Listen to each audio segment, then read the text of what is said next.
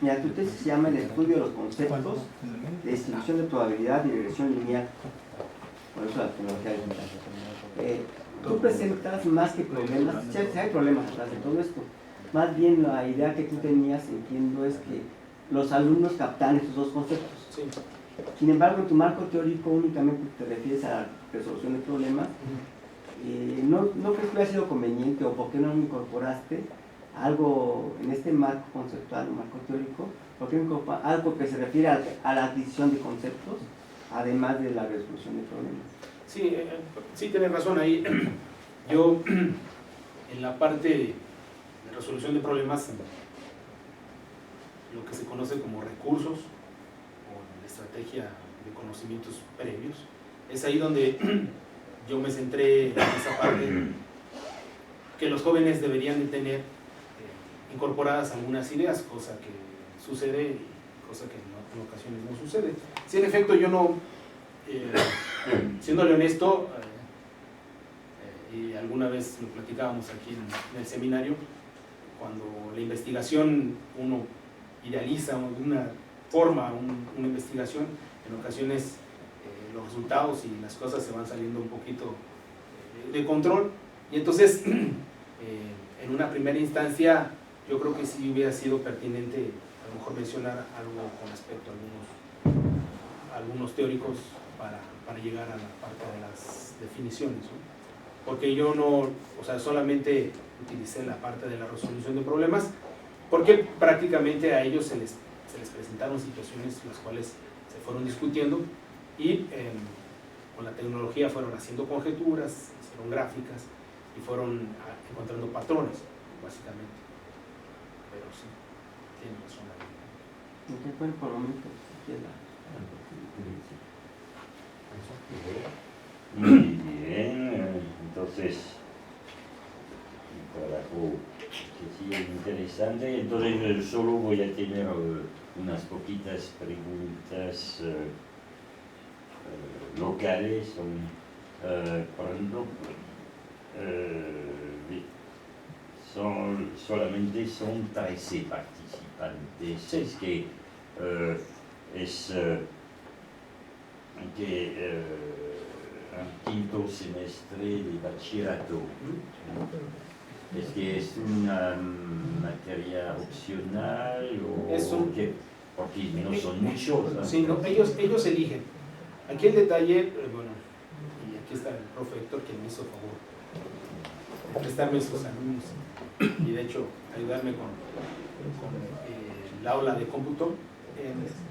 Siempre en un principio tenía muchos alumnos, ¿no? Yo registré muchos alumnos. A la hora de ir haciendo las actividades, de hecho el profe me hizo favor de decirme, ¿sabes qué? Pues les voy a dar puntos a cambio de que trabajen. Sí es complicado a veces la toma de datos, porque pues obviamente no son mis alumnos, ¿no? Pero esta materia aproximadamente los grupos tenían entre 24 y 25 alumnos. Algunos no entraban, algunos sí entraban, ¿no? Porque no, era una clase la cual yo llevaba, ¿no? Entonces, a final de cuentas, en esta materia es optativa. Ellos eligen entre llevar cálculo diferencial o llevar, por ejemplo, probabilidad y estadística. No es algo que los obligue, en este caso, el bachillerato. Sí, pero entonces los participantes fueron voluntarios, sí, que representan más o menos la mitad de la población de un grupo completo. Y entonces, a ver si no se podría encontrar un sesgo por esta razón. Por eso. Los más motivados que participaron, podemos pensar en tal vez resultados inferiores si se extendía a la población total. Pero está bien porque, digamos, en el marco de un estudio cualitativo, como dices, aparecen, por ejemplo, las características de los participantes. Así es. Que es una buena precaución en este caso de saber en particular hay unos que declaran que no han usado Excel, lo que no me parece tan raro, pero el uso de GeoGebra tal vez más, son de los 13, 1, 2, 3, 4. Sí, sí, Como un tercio que no usaron. aquí le voy a comentar algo, doctor, y de hecho, con el doctor Ávila, él es un defensor de Fathom, y es un software muy, muy poderoso. De hecho, después del profe Héctor, vi que lo trabajaba ya. El detalle con Fathom es que no todas las escuelas tienen, es un software de pago. En el caso de GeoGebra, a mí me parecería también extraño que nunca hubieran ocupado GeoGebra, ¿no? Pero esa es la realidad. Y en el caso de los jóvenes que sí lo usaron, lo habían utilizado únicamente como un plotter para graficar funciones, por ejemplo, cosas elementales. En el caso de los deslizadores, yo en las sesiones, yo les enseñé, por ejemplo, a crear un deslizador porque ellos no sabían utilizarlo o no sabían hacerlo, ¿no? Eso me llevó a mí esa la tarea. proporción es igual con Excel, pero Excel tal vez no hay otras asignaturas que digamos, impulsa Claro. el uso de Excel, no sé. Sí, yo esperaría que sí, pero es raro, y le repito, llevarlo hasta quinto, y los jóvenes pues, no están tan acostumbrados en ocasiones pues, a escribir, y las tareas pues, muchas veces son copiadas, ¿no? O son hechas de... No, pero por ejemplo en los programas curriculares hay unas tal vez unidades que se suponen estudiadas con el apoyo de Excel o no. Claro. No. No Como sé. obligatorias, no. Muy bien, entonces ya sé un poco más sobre la población. En tu protocolo experimental aparece no me acuerdo la diapositiva, pero aparece una simulación que viene después del experimento. Es donde hay una línea recta y tres antes. No. ¿En el ajuste? Sí, en el ajuste. No antes. En la organización de entonces donde demasiado lejos. Donde aparece que la organización con experimento realizado y simulación. Ah, ok. Es mucho antes, ya. Ahí. Aquí tal vez, no. Ahí arriba, ¿no? Arriba, ya. Entonces hay dos cosas que o más arriba todavía, Sí, las tres cosas. porque ya vienen ya, esto. Ok. Entonces, hay dos cosas que me llaman la atención, es que dice los alumnos lanzan y registran 20 veces y luego inventan. Entonces, inventaron después de Sí. haber lanzado. Sí, algo que creo que nos ayudó previo al lanzamiento de los dados es que no registraron, por ejemplo, el 1 o el 13, ¿no? Que yo esperaría, digo, no parecería nada raro. El 1. Sí, o sea, a la hora del lanzamiento de los dados, cuando sumen las caras, nunca registraron, por ejemplo, el 1, ¿no? Que es algo que no puede suceder, lo mismo sí. con un 13, ¿no? Con 13. Sí. O sea, no hay ningún par que... Entonces el intervalo es correcto. Sí, los intervalos, ninguno de los muchachos de hecho... Pero luego en la diapositiva siguiente la puedes enseñar. Ya, entonces, cuando tienen que inventar... Estos son los inventados. Sí, pero cuando se realizan no se presentan en la sucesión como aparecieron en el tiempo, sino se ordenaron. Sí, esto es Y en el caso de la simulación no vienen ordenados.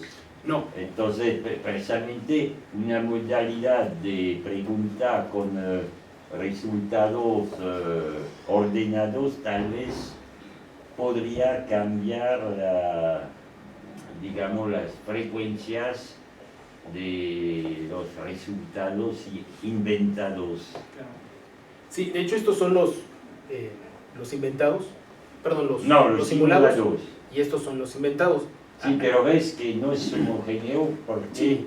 los simulados no son, los simulados sí son o realizados, es igual, ¿no? Es de suponer que la simulación venga de buena calidad, ¿no? Pero los inventados no vienen ordenados, tal vez de ordenar, por ejemplo, De menor a mayor. de menor a mayor, como están abajo, hubiera, veo por ejemplo Fernanda, Sí, dice 2 veces 2, sí. de describir los resultados ordenados, tal vez se hubiera dado cuenta de algo Fernanda, porque después tú le consideras los resultados ordenados. Claro, Si se ve más adelante, sí. ya en la parte de los resultados, allá, acá. Entonces, vienen ordenados. Sí, sí, ahí Entonces, me parece que tal vez, sobre todo si sigues con este tipo de estudios, sería interesante claro, considerar la pregunta de ordenar los resultados inventados y comentar. Claro. Porque tal vez la tendencia en la equiprobabilidad se percibiría al ordenar la satisfacción claro. expresada por los sujetos del experimento tal vez podría, digamos, un poco modificar tus Sí, sí. conclusiones. Sí, sí, sí, tienen toda la razón. De hecho, algo que también comentábamos con el doctor Santos y el doctor Ávila, es que esos juicios intuitivos que Kahneman, Tversky y Coutret mencionan, en realidad se generan porque en ocasiones las personas, en este caso los estudiantes, no tienen maneras de representar, por ejemplo, los resultados, ¿no? Algo que es tan sencillo de utilizar, por ejemplo, un diagrama de árbol, en ocasiones los jóvenes no poseen esa herramienta, ¿no? O las tablas. Entonces, sí, definitivamente yo creo que si continúo con esto, hay que tener mucho cuidado en cómo se recopila la información, ya sea ordenarla, como bien menciona, o incluso en la simulación, mostrar un deslizador en donde ellos la obtengan de manera desordenada, precisamente para que después hagan esa tarea en ambos casos, ¿no? Entonces sería todo de mi parte. Sí, nada más, por último, sí, aquí no crees que valga la pena. A mí me parece bien que te concentres en el enfoque frecuencial. ¿Tú crees que valdría la pena tomar también parte del enfoque clásico para que los compares o no es necesario? No, sí, efectivamente. Hay un pleito muy fuerte en el caso de la probabilidad. Cada quien da sus puntos de vista y dice que es mejor uno que el otro, ¿no? Y yo lo que he leído, algunos investigadores concuerdan, es que precisamente se vean varios enfoques para que al final de cuentas el alumno tenga la idea, en este caso un enfoque frecuentista y después un a priori clásico, ¿no? Y finalmente pues llegar a los axiomas, que es algo que inevitablemente si un joven va a estudiar matemáticas tiene que llegar ahí, ¿no? A los axiomas y teoremas de Sí, pero son muy pocos, ¿no? Sí, pero bueno, cuando yo recuerdo cuando a mí me enseñaron probabilidad, pues era todo, como bien menciona, ¿no? A través de álgebra de eventos, y me dijeron esto es así, y esos son los axiomas. Yo estudié en el poli, en la vocacional, y me decían esto es así. Nunca vimos simulaciones, nunca vimos este tipo de enfoque que yo creo que a los jóvenes les hace, en principio, menos doloroso, más intuitiva el aprendizaje de una asignatura. Compartes todo. Así tenía todavía una última pregunta. En cuanto a la población joven, entonces hay este problema de representación que Eucate. Sí, sí. Porque tal vez en este caso la representación, la regresión lineal Sí. se impone porque somos en presencia de un fenómeno bastante local. Sí, claro. Entonces, es una tendencia casi del momento sobre algo con menos de una generación, Claro. 20 años o algo así. Sí. Son 44 años. No, 44, me equivoqué, sí. Entonces tal vez hay algo que... porque hay dos cosas aquí, el cero no está sobre la representación, ¿no? Entonces... Sí, eso es porque hace una escala el software, ajusta los... Sí, normal. Pero lo habíamos visto en Excel, sin ajuste, se viene más arriba. Claro. Sí, de hecho la tesis ahí modificada sí ya viene en Excel. Pero entonces, tal vez la regresión lineal se impone en esta situación por unos factores que merecerían una explicación. Sí, aquí, por ejemplo, precisamente... No, hay dos cosas distintas. El hecho de que hay una tendencia en reducirse la población, la proporción de jóvenes, y puedes considerar muchos factores. Claro. Me habías comentado una vez de la reducción de superficie de los departamentos en venta o renta por la Ciudad de México, esta reducción de superficie respecto al campo, sí, claro, puede explicar una disminución, pero la otra cosa que me impacta un poquito es por qué conviene bien esta representación, esta regresión lineal, ¿no? Porque hay otros fenómenos en los que el ajuste que conviene no es lineal, sino polinómico o logarítmico exponencial. Sí, con alguna curva. Y en muchos casos los fenómenos de población... Sí, no son... Así es algo de llamar la atención. De hecho, aquí en el seminario mostraba yo de la OCDE, vienen las gráficas de todos los países, y curiosamente México aparece, es creo el único que aparecemos hasta arriba en esta línea recta. Y vienen las gráficas de los comportamientos de las poblaciones jóvenes, y todos, prácticamente en todos los países tienden a haber una disminución. Los factores los motivos son diversos. Uno de ellos es, al menos en México, yo busqué información en la CONAPO, es que a partir de los 70s el gobierno, a través de políticas públicas, hubo un auge en cuanto al uso de anticonceptivos, obviamente a la reducción de familias, ¿no? Al menos lo puedo decir en el caso de mis padres, tío, son 8 de un lado y del otro, ¿no? Y ahora nosotros somos 3 hermanos y sobrinos pues nada más hay uno, ¿no? Entonces definitivamente ha ido disminuyendo por diferentes motivos, ¿no? Ahí están registrados algunos de ellos.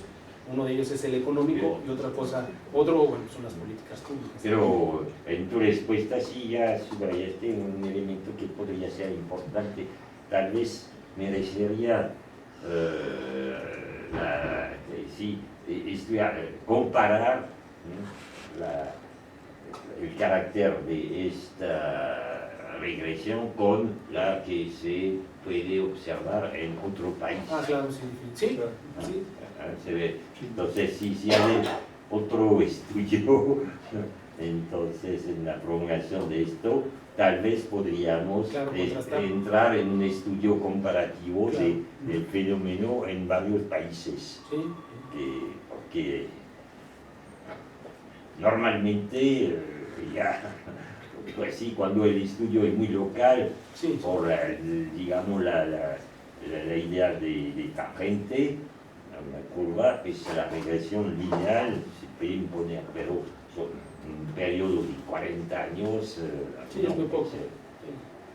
es más de lo que imaginaba. Entonces, un estudio comparativo se podría en otro estudio ulterior considerar esta vez.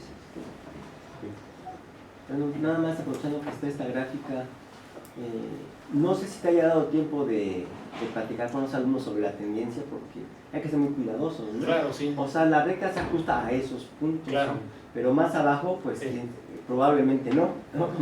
Sí. Entonces, ese tipo de cosas, yo supongo que las platicaste, Sí. porque llega un momento en que va a haber número negativo de jóvenes, ¿no? Entonces, eso no puede ser. De hecho, hubo preguntas relacionadas con eso, ¿no? ¿Qué significado, en el caso de, qué significaba en términos de población la pendiente, por ejemplo, negativa? ¿Qué significa que pueda llegar a cero? Y se les hacía preguntas, ¿pueden llegar a negativos? Ok. En términos matemáticos sí, pero en términos prácticos de población obviamente eso no es factible. De hecho, aquí, lo que bien comenta el doctor François, hay algo que se conoce como población de recuperación, ¿no? Esa población de recuperación,